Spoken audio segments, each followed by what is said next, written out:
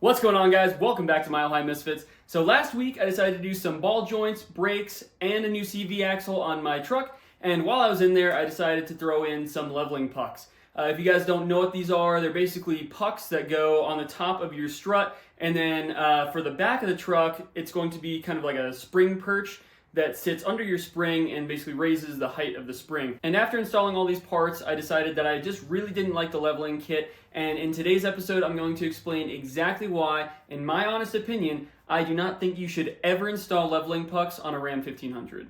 So when opening up this kit, you're going to see that you have two pucks that go on the top of your strut, and you're also going to have two spring perches, as well as some hardware that you need to install.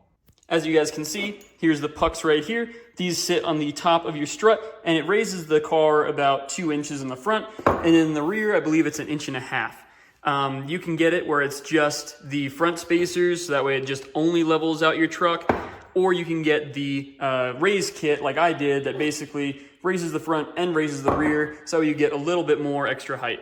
Obviously, when installing something like this, it is going to hurt your ride quality just a little bit, so that's something to consider. So for this installation, I started with the back of the truck, and that went really smoothly. Including putting on the rear brakes, it took me about 1.5 hours to complete the entire thing. Pretty much with the entire rear of the truck, I didn't have any issues at all. But that was not the case with the front end. Right off the bat, when I was disassembling the front suspension, the bolt that holds the strut in to the control arm was completely seized. I tried torches, liquid wrench, all kinds of different impacts, and nothing worked. So I ended up having to cut off the strut bolts on both sides of the car. So once I had the struts out, I replaced the CV axle and the ball joints, and that went completely smoothly, so that was great. But then once I put the leveling pucks on the struts and then I tried to put them back in the car, that was a total pain. Trying to get the control arm to lower enough that I could sit the strut back into the perch was almost impossible, by myself at least. So I ended up getting a second pair of hands, and that went a lot smoother. Once I was in the car, I was able to kind of check things out, and it looked pretty good from what I could tell. So once I finished up the installation, that's when I started to realize the massive problems with this kit. So obviously when you put a leveling kit on your truck, you're changing the entire suspension geometry, which means that your ball joints, bushings,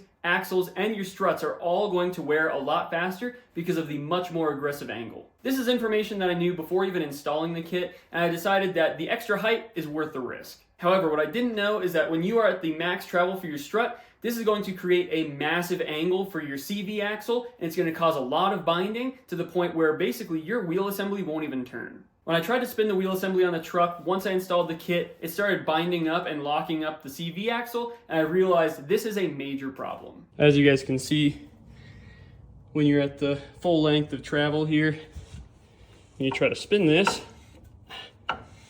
it binds up. And that is a big no-no. Obviously, during normal driving conditions, this really isn't a huge deal because you're not going to see that maximum suspension travel very often.